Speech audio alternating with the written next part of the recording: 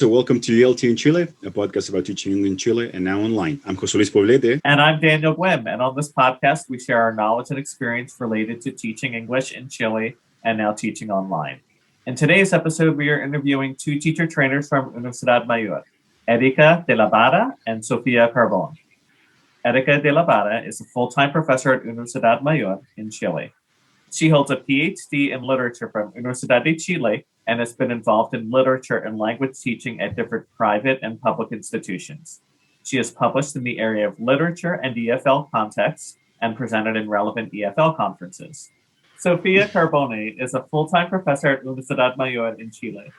She holds a master's degree in education from King's College London and a master's in TEFL from Universidad de Jaén in Spain. She has been involved in language teaching in public and private institutions, and she has published in the area of poetry and presented in relevant conferences. So welcome, Erika and Sophia. Thank you for accepting our invitation. So it's going to be an interesting conversation. Thanks for inviting us. Yes, Very good, very good. So we usually start, let's say, by asking people, some questions to get to know you better, especially learn from your experiences. We've had the cases of, let's say, people, learning English, let's say with music, some of them with video games, some of them with books, etc. So I think, Daniel, I don't know if you have questions for them. Yeah, so one of the first questions that I like to ask people is, what was their experience growing up and learning English, if it's not their first language? For me, I think it started when I was 13 years old. Formally, the formal context was that my parents both thought that English was really important at that time. Probably now they would think it is Chinese, but at that time it was English. So they sent me to study at the North American Institute. So I was a regular student there, and I really liked English. So, at that time, I didn't think it was going to be a part of my career, but I really liked it. And informally, I liked listening to the BBC. I enjoyed listening to the programs because they were so varied on different topics. And at that time, it was very difficult to listen because it was shortwave radio, not like the programs that we have today. So it was really difficult, but challenging, but interesting. So my experience with English has always been loving and effective because it involved my parents. Very good. Very good. Thank you very much. What about you, Sophia? What was your experience like, let's say, learning English? Well, when I entered university, I didn't speak any English at all. I had zero knowledge. So the only thing I did was listening to music, but I didn't understand much. And I think I want to say that maybe watching Friends was my first approach to the language. But I didn't have, as Erika was saying, the experience of maybe studying at an institute or something like that. No. So Daniel must be very happy because he likes Friends, right? I do, yes. At one point or another, when the whole quarantine is over, we'll have to get together and sing Smelly Cat or something like that, do a karaoke night. For, let's say, based on Friends. Okay, thank you very much. So let's say that was your experience learning English. What about Erika? Now, what was your experience learning to teach English? Because that's something completely different. Let's say, as in an undergraduate program and also, let's say, in graduate school. Mm-hmm. Well, I trained at USACH, just like Sophie. We studied at the same university. It was very strict when I became a student there. I think I got all the tools and the necessary skills to become a teacher. But then when I graduated, my first job was at the British Institute. And it was a very good job. My experience was very good because I had these peer observations that took place very regularly. So, most of my colleagues went to my lessons and they observed my lessons. So I think I learned quite a lot from that. And I really liked working with adults because all this discipline problem was not a problem. They were all eager to learn and they wanted to learn. So I liked that. But I also had some experience in secondary school, which was not that bad because, at that time, I'm talking about 2004 probably, students were different, the generation was different and they were more respectful. So I enjoyed it. But then I really liked a university a lot. I wanted to do like new things, and I wanted also to help other teachers to become teachers. So that has been like, I think, the thing that I have probably enjoyed the most. Yes. Very good, very good. What about you, Sophia? What's your That's wonderful. Yeah. What about you, Sophia? What's Yes. your experience, let's say, learning to teach English? Well, actually, I always wanted to be a teacher, but my parents weren't that excited. So I studied graphic design for a semester, and I hated every minute of it. It was not for me. And then my parents were like, okay, go ahead and study what you want. So I didn't know what to study. I thought that maybe becoming a history teacher or a nursery teacher. But then I thought, okay, I'll go for English, because if I don't like teaching, at least I'll have a skill that can get me through other jobs like tourism or, I don't know, business. So as Erika said, I also studied at USAT, and it was a very, very good program, very strict, excellent teachers. What I love about USAT is that it's very diverse, so you meet people from everywhere. I think that I came from a bubble while I was a student, in school. So then when I started university, it was like a new world, and I loved it from the one. And learning to teach English, yes, of course, that's another thing. And when I graduated, I worked at school level for 2 years, from, let's say, playgroup until 12th grade. So that was interesting. And then I just started working at university. Actually, Erika was my colleague. She was my boss, but she hates when I say that. I remember that experience. It was very funny.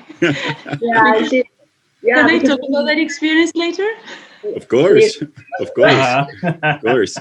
we met at Instituto Británico, and she said, like, I'm going to take this girl to work with me. So she was my boss, but I don't know why she hates every time I said that she was my boss, but you were.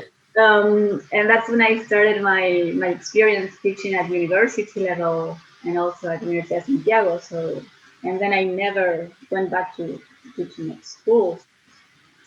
Maybe I will. I don't know. So I Yeah. don't know, I mean, Erika. Yeah, I don't know, Erika, if you wanted to share the story or not.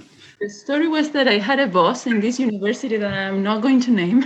I had Okay. this boss that was like, she was like very specific on the sort of things that she was looking for in a teacher. And the physical appearance was like really important for her, right? And so when I met Sophie at the British Institute, I realized that she had good English, she was like very nice with the students, and she was blonde, right? And so my boss probably would be happy about that. And so when she went to the interview, I like promoted her in many ways, and when my boss listened to her English, and she said, she could be a good teacher. She speaks good English, and well, she's like fulfills this prototype for this university that was like in the mountains, in the east of the city. So she was hired. So Jeez. What do you think about that, Daniel?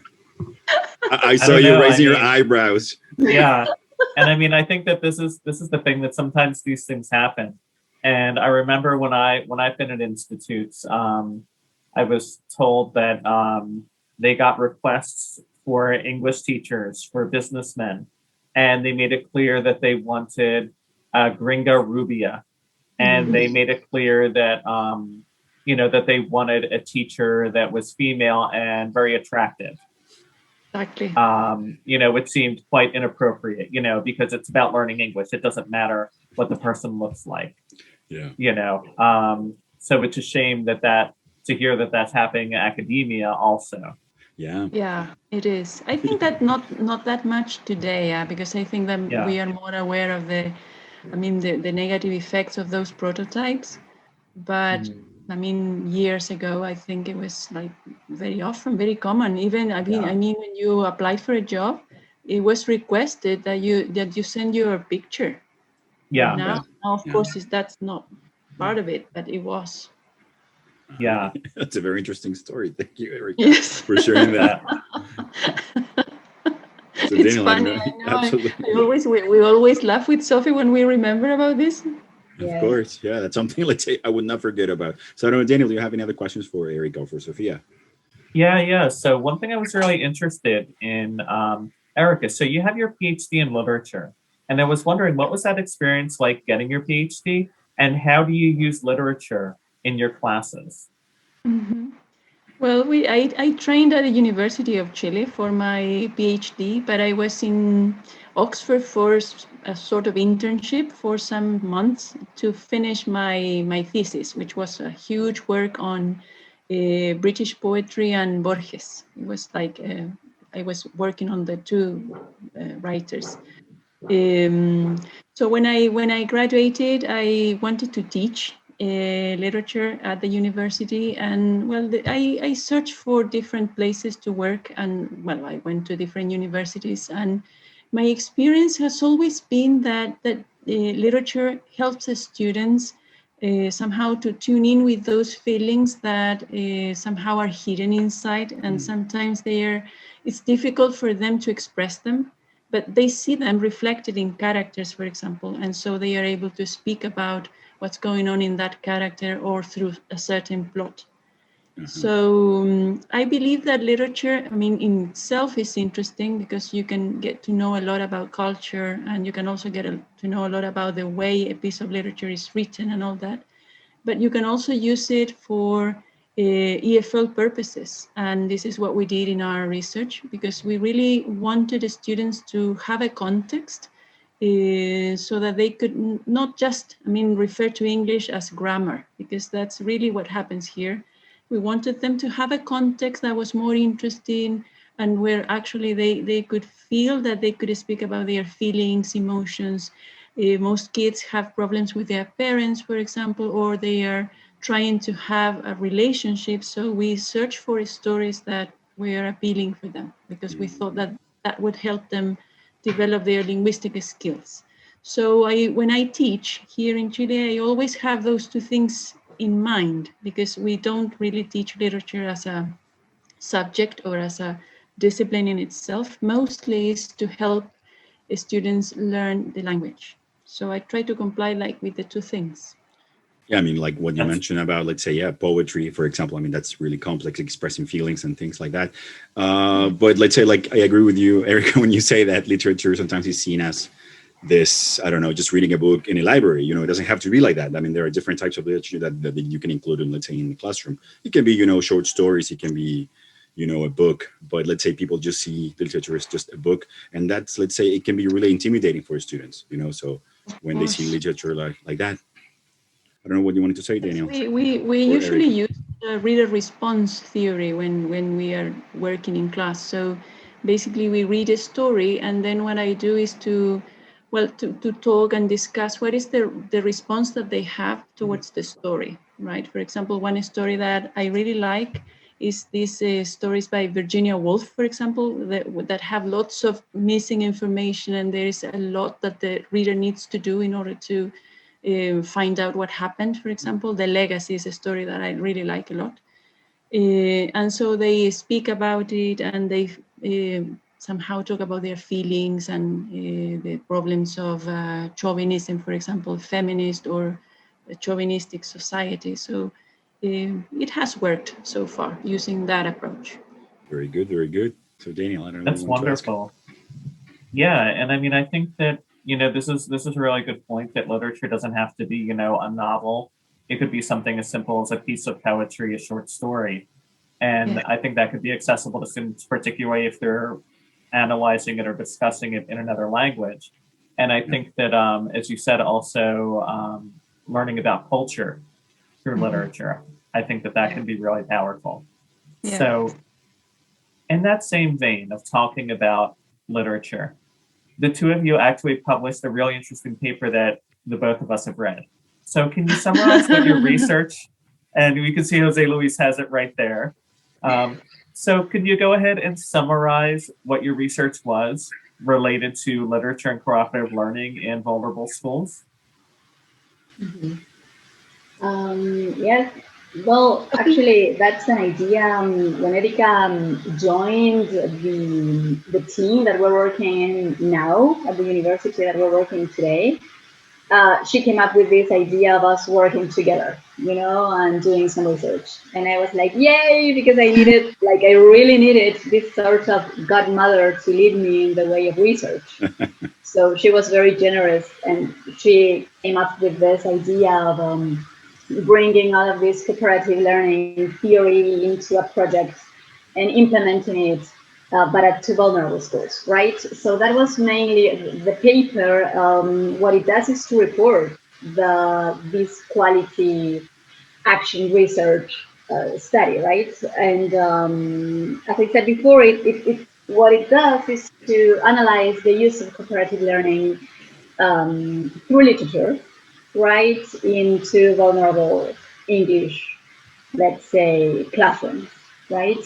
So we selected these two vulnerable schools, one in Santiago Centro and the other one in Cajón del Maipo. So that will make it, very different also, because it's not the same studying at a school in Cajón del Maipo than in Santiago Centro, that, as you know, it's full of immigrants, and there's a lot of variety when it comes to nationalities and accents and everything.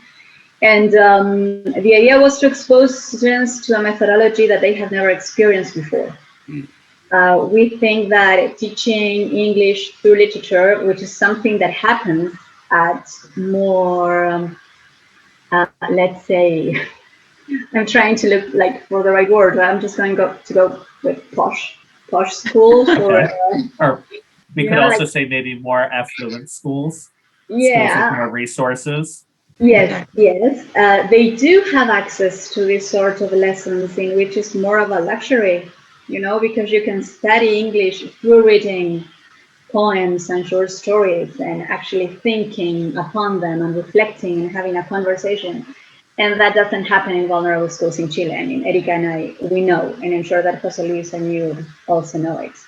So we wanted to take that opportunity to kids who would never have the chance to actually enjoy English through literature, right? So that was it. That was the main aim, and also knowing if there was some sort of improvement in their proficiency, or if it was more maybe an improvement in their self-esteem, in their thinking skills, personal growth, critical thinking. That was about.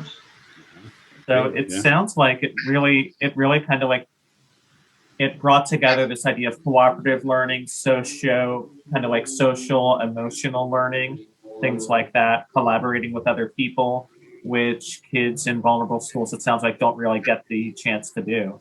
So what did your research actually find? I don't know if Erika would like to answer that, or shall I go ahead? Well, I think that it actually found that students actually learn more when they are in a context where they can cooperate, right? Because cooperative learning is a theory that, well, it's not that new. It started in the 90s with a couple of researchers called Johnson and Johnson, and they have this set of 5 principles that actually, well, they consider integration, they consider the accountability that you have for learning. So the idea is that each student, for example, becomes aware of their learning and also responsible for their learning, right? So after they have realized that they have learned something, which is something positive and good, they share that with the others. So the knowledge is not just coming from the teacher, which is what we saw was happening in the typical vulnerable schools or public schools, where the teacher has a very directive role, where he or she only transmits knowledge and students are really passive. And as Sophie was saying, the methodology that is employed in other schools, like more private schools where English is more important, includes English, as part of a content, like, for example, literature or social studies and things like that.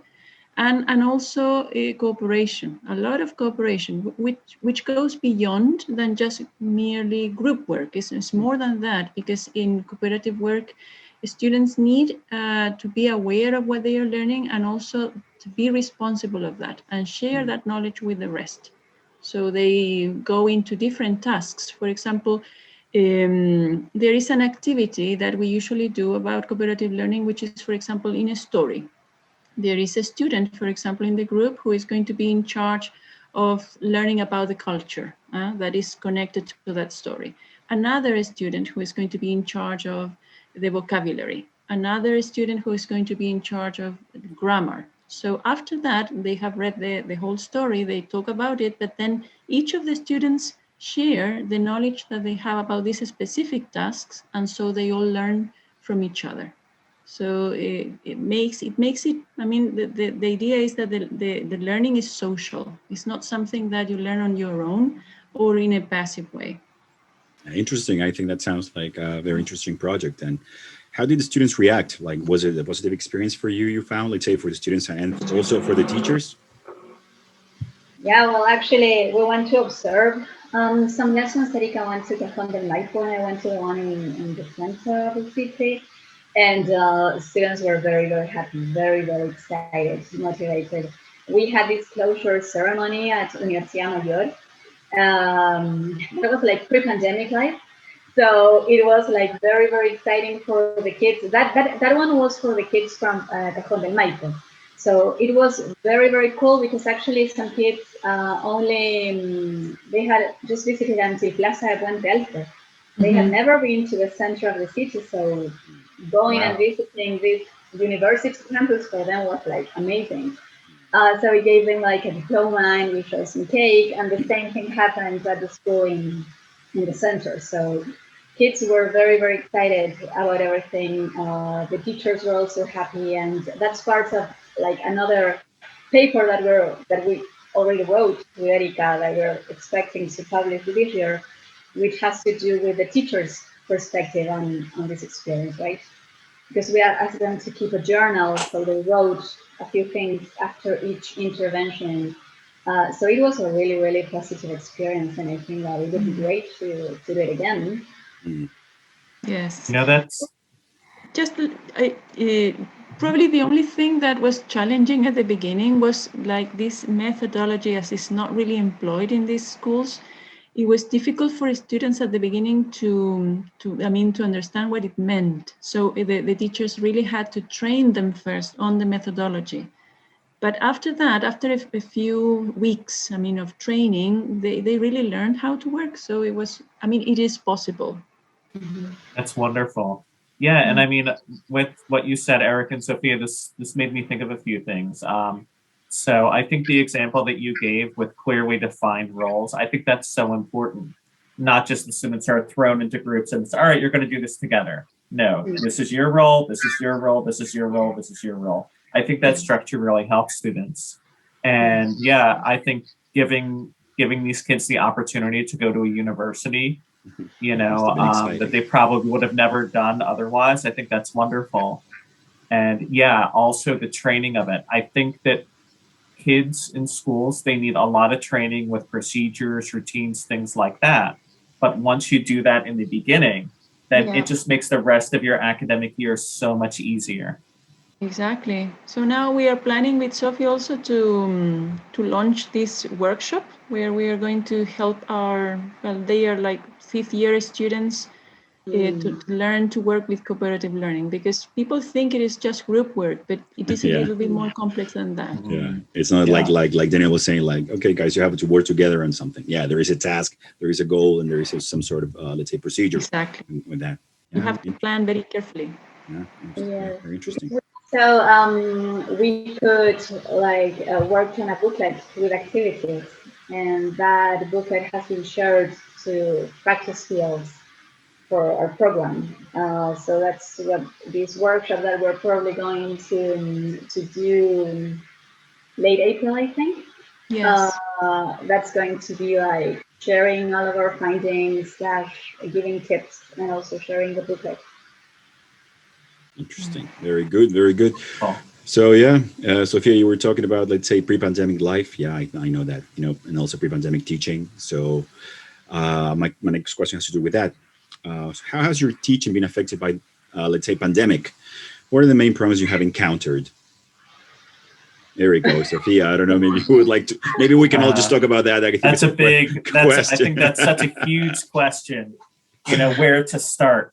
Yeah. I mean, I think that probably the challenges or the problems, I think probably during the last year, probably more than now, I think has connection with the knowledge that we have of these platforms, right? Because at the beginning I was really nervous, with this idea that we always have to know because we are teachers. So how is it? I mean, it's terrible that students see you without knowing something, or that you don't know how to control things in the platform. So for me, that was a little difficult at first.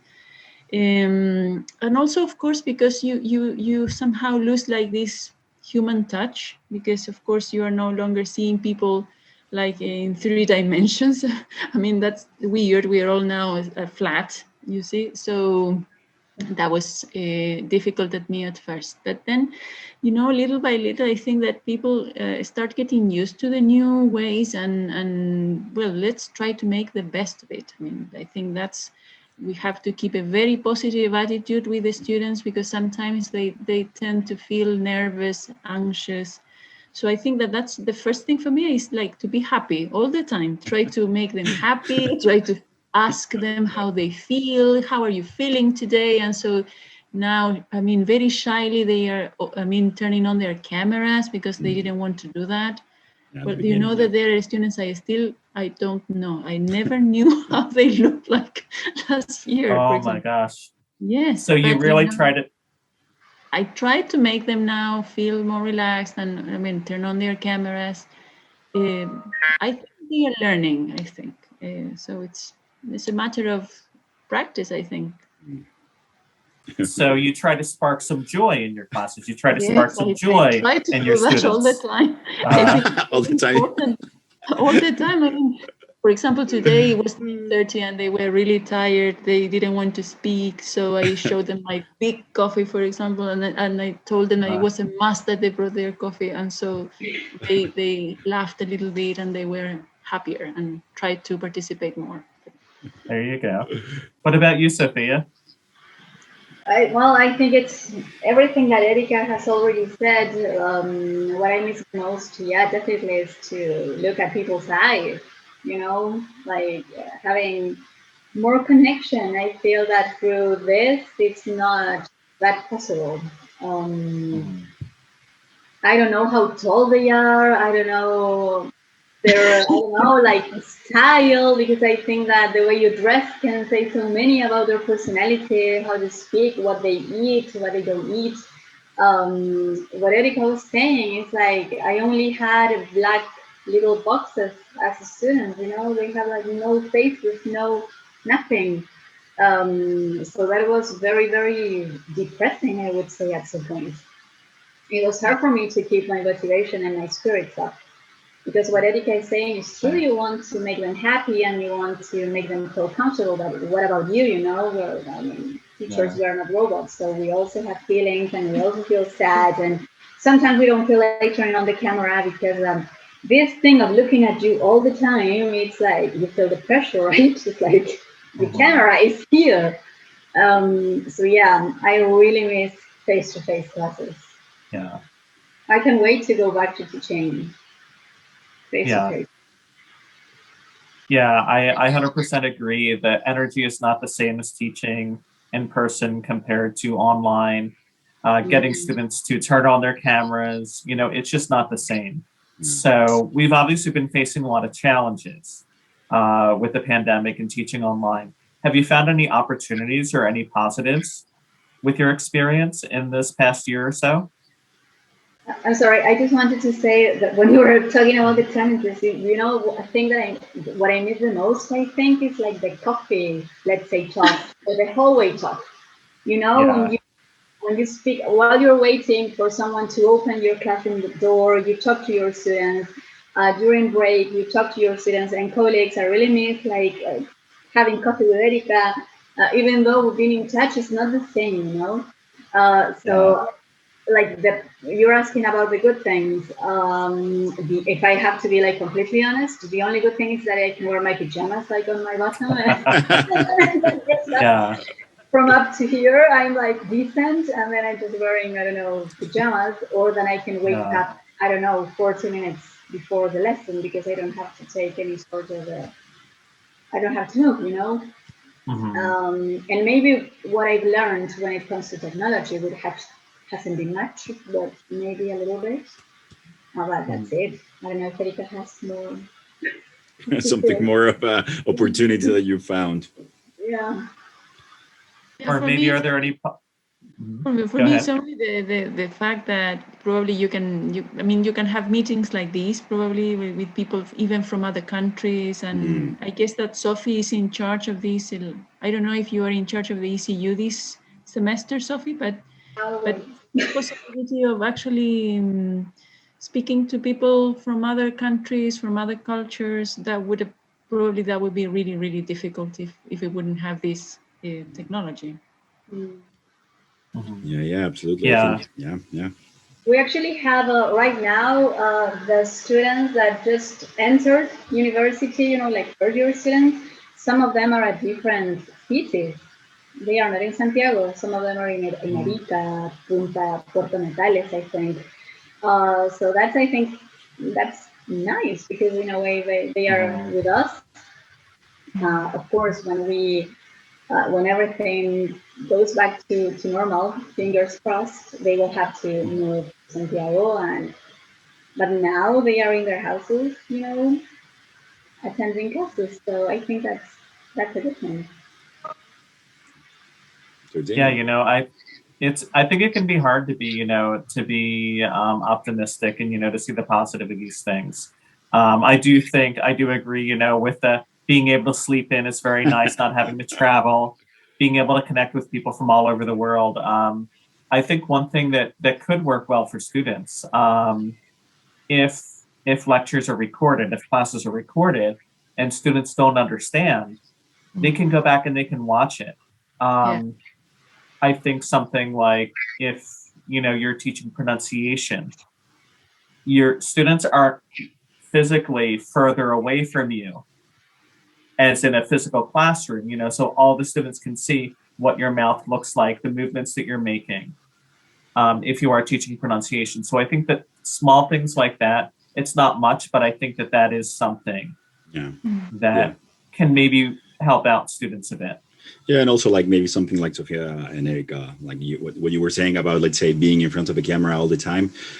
I mean, yeah, that can make you self-conscious, and also, let's say, in a way that like you can see yourself, it causes this strange effect, of trying to look good and also look professional, and let's say be in control, maybe like you said, Erika, Yes, of it's very all the distractive. yeah, and also let's say the technological tools, like maybe screen sharing, like breakout rooms and things like that, or sometimes let's say knowing when to share your entire screen or sharing just, let's say, a tab or just an app, so I think that can be a little difficult sometimes. So yeah, absolutely. Yeah, Daniel, do you have another question for them? Yeah, so now you talked about your research in terms of cooperative learning. So I was wondering, have you been able to do anything like that in an online context? Or is it possible? Well, you know what I have done in literature that it's not really like a full percent, like 10% cooperative, but it has some characteristics probably. We have been writing lots of these forum posts. So students, for example, there is a student who, for example, writes about Beowulf, and then he or she has a certain idea about the things that he or she has been reading. And then all the other students make comments on that, on the things that he or she wrote, trying to learn from the topic. And in the end, the one who, the owner of the original post closes with a conclusion, somehow acknowledging all the points that were interesting and the things that he or she learned from the classmates. So it's more cooperative in a sense, because they don't get all the knowledge from me, but they get also knowledge from their peers and from what their peers have thought and reflected. So I think that probably this is like the cooperative activity I could do last semester. But I think that this year in language, probably I would like to do something in like in oral, in oral work, like probably seating them in groups and asking them to do an activity and where each of them probably is responsible for something very specific, and that later on they can share. Probably that would be more cooperative. Good, very good. What about you, Sophia? Have you done Yeah. anything like say like cooperative? Yes, what Erika was saying actually, because I teach the language course, so I've done that, setting up groups and giving them roles, which is very important. So you're in charge of this, you're in charge of this, and you're in charge of that, and then they share and exchange information, and they learn from each other. So it is not the same because I would say that monitoring is a little bit harsh, but yeah, it can be done. Maybe not perfectly, but it's okay. Okay, very good. Thank you. Thank you very much. So now that we've been all, let's say, trying and investigating new tools to use in our online lessons, is there any, let's say, resource that you would like to share? Maybe that you're using in your online lessons, or maybe some advice for teachers who are teaching or who would like to teach online or who are teaching online currently. Maybe a resource, or maybe a piece of advice that you can give teachers. Well, I think that probably one thing is the attitude. What I was saying before, that you have to feel comfortable with the with the platform. So I think it's very important that you try to learn about the platform a little bit. If you have questions, ask your colleagues, or I don't know, find some information on YouTube. Probably you're going to find some information there.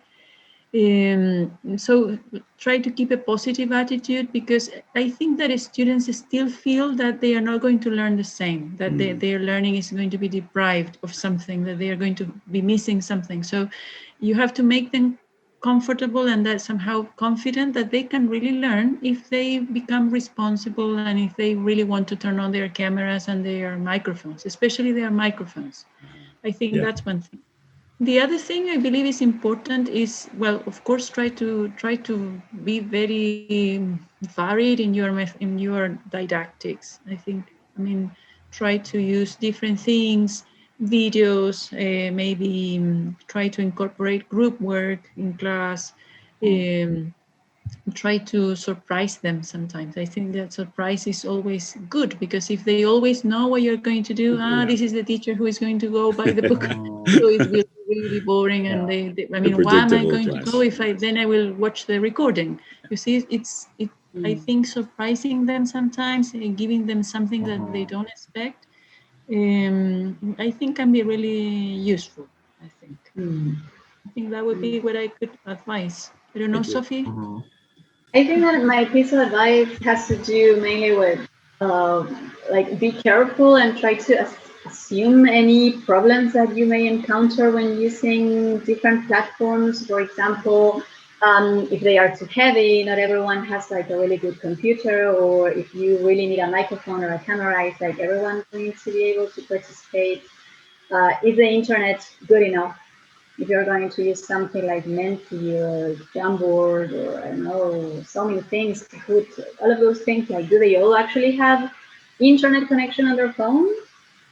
If I'm going to ask them to speak, do they all have a microphone? Maybe just like make sure while you're planning your activity or looking for these new resources, it's actually going to be visible to apply it. Yeah, that sounds like, that makes perfect sense. Maybe not only assuming that everybody knows how to use something because they are younger than us, a little younger, but let's say maybe that they know how to use technology, or that they have the let's say technology. So let's say, we tend to assume that they have access to good internet connection, maybe like a fast computer, and let's say nice, headphones and things like that. And that's not always the case. Yeah, I think that digital divide, I think that's something we've all seen over this past year between the haves and the have-nots, and how challenging that's made it with teaching online. Absolutely. Yes. So I believe that also somehow let them express themselves. That's really important, because sometimes they don't want to turn on their cameras. They don't feel that motivated, and so somehow respect those days where they are not probably at their best. For example, the other day was very funny, because I wanted to, we were, talking about films. So I chose a film, which is a horror short film that I found on the internet about a story in the subway of, I believe it's Los Angeles, right? It's The Last Train Home, it's called. Yeah. And for me, it was so interesting. I really liked it. And I thought that there were so many things that we could have said. And for some of them, it was nice. They liked it. But there was one girl that said, when I asked them for their reactions, she said it was boring. And it was so funny because I had taken so much time preparing, and Oh, she said boring. Wow, oh so no. Afraid, she was not afraid. And then, I laughed a lot because I think that she was really, really, open, and she said what she thought. So I really congratulate her on. I think she I was think very that straightforward. I Yeah, Yes, think like but that. that I speaks liked well. it. I think Yes. that speaks well of Erika because it means that students feel very comfortable and they feel that they can say things to you, that they can be honest and that you're going to laugh, which Yes, maybe not all teachers are going it was to so react funny like for that. me. I You would know, have laughed too, but and then there was one student who sent us the link to another short film, but that was really terrifying.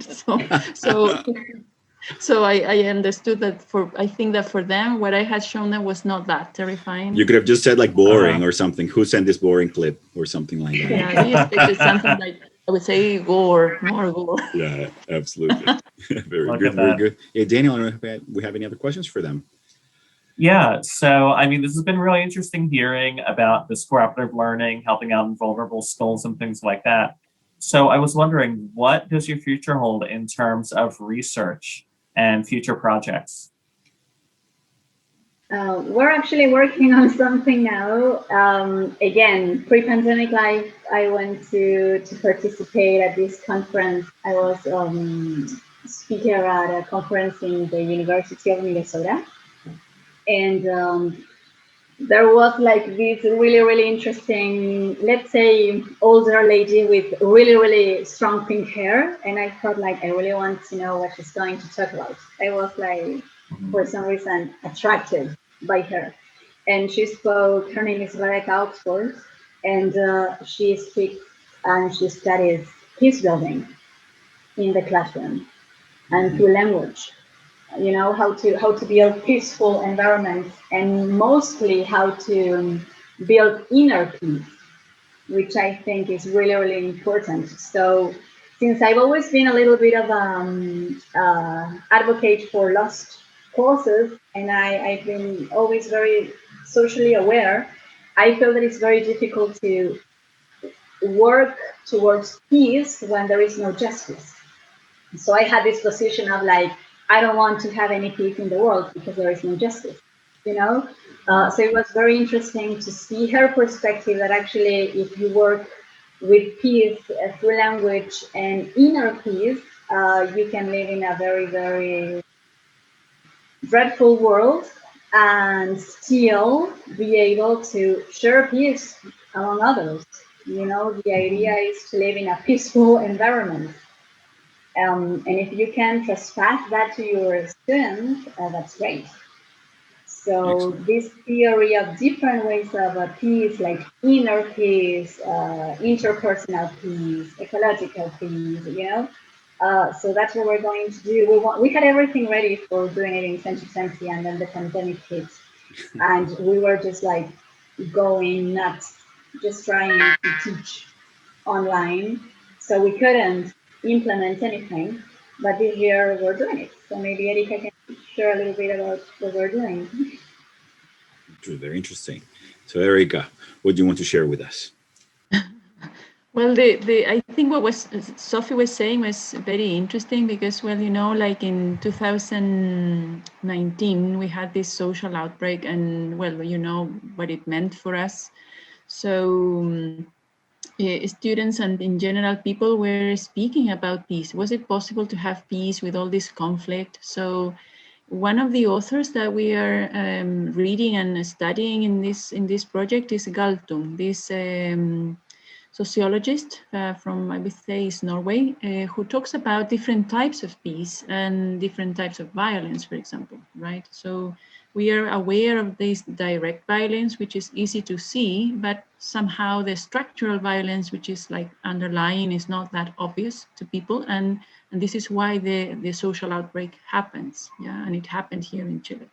So the project deals with what we call the positive peace. This is what Galtung calls it, the positive peace, which is peace which is constructed, as Sophie was saying, built, right? I mean, not looking, I mean, like not leaving aside the conflict, but integrating the conflict and making everybody aware and somehow trying to find a solution to that conflict. Because the negative peace, which is what Galtung states is like the bad part, is this kind of peace where like everybody is happy, but really denying that there is a conflict and that there is a violence that can come out of that. So the idea is that students, for example, we're going to work with, I think, students from second year, right? Second year, third year, and fourth year.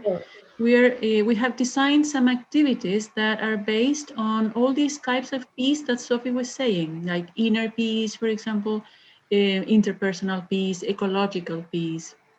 And the idea is that they can work in those activities, and then what we're going to do is to compare and see how they react to these concepts of peace. Yeah, and if they really believe that peace is something that we can build in a positive way, really making, like, becoming responsible of the conflicts that are behind. Yeah, for example, in the case of ecology, today I think that we are more aware of that, of the damage that we have created, but I mean, it was not like that. So I think there is a very important thing that we are at peace with the environment. We are at peace with the person that lives next to us and with ourselves also.